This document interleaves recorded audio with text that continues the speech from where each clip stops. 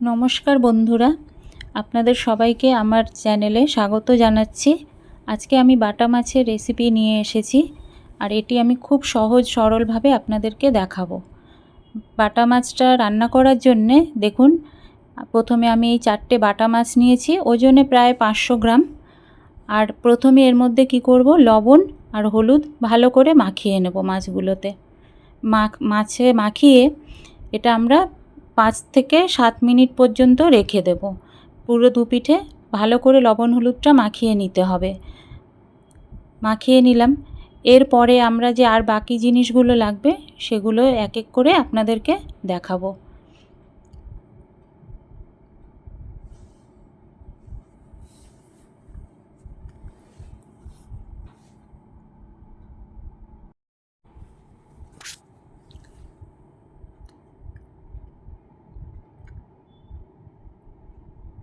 এবার দেখুন, কিছু গুঁড়ো মশলা আমি ইউজ করেছি।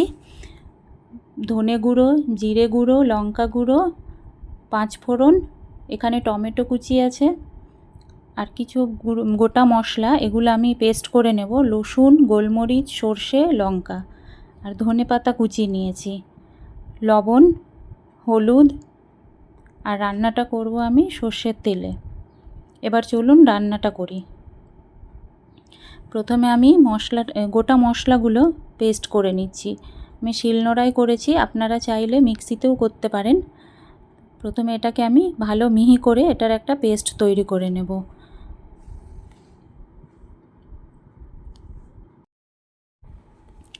আর একটা শিলনোড়ায় যদি মশলাটা বাটা হয় তাহলে কিন্তু এর যে স্বাদ সেটা অপূর্ব রান্নায়, সেজন্য আমি শিলনোড়াতেই বেটে মশলাটা ব্যবহার করি। এবার কড়াইটা গ্যাসে বসিয়ে সর্ষের তেল দিলাম। এবার তেলটা খুব ভালো করে গরম করে এতে মাছগুলো দেব।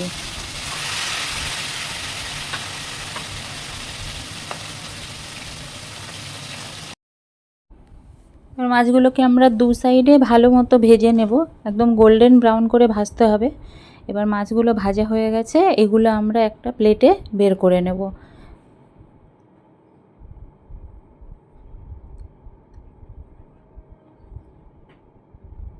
এরপরে যে বাকি মাছটা আছে সেটা একই রকমভাবে কড়াইতে দিয়ে ভেজে নেব।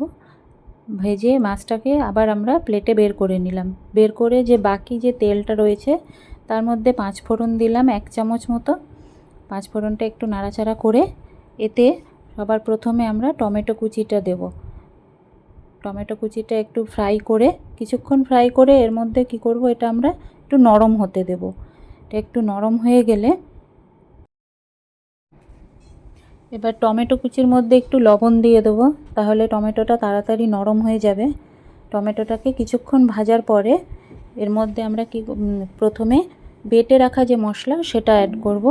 করার পরে গুঁড়ো মশলাগুলো সব অ্যাড করে এটাকে ভালো করে ফ্রাই করে নেব, যাতে মশলার কাঁচা গন্ধটা চলে যায়। এটা খুব ভালো করে ফ্রাই করে নিতে হবে, নইলে কিন্তু মাছের ঝোলে কাঁচা মশলার গন্ধ দেবে। এটা ফ্রাই করার সময় দেখতে হবে যাতে এটা নিচে পুড়ে না যায়, তার জন্য আমাদের নাড়তে থাকতে হবে। এবার আমরা এর মধ্যে হলুদ অ্যাড করলাম, পরিমাণ মতো হলুদ অ্যাড করে আবার এটাকে ভালো করে নাড়াচাড়া করব যতক্ষণ না মশলাটা ভালো করে ভাজা হয়ে যাচ্ছে।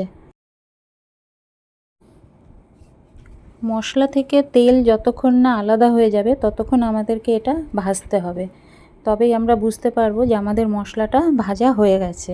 দেখুন তেলটা কিন্তু এবার মশলার থেকে আলাদা হয়ে এসেছে, তার মানে আমাদের মশলাটা এবার ভাজা হয়ে গেছে। এবার এতে আমরা পরিমাণ মতো জল দেব।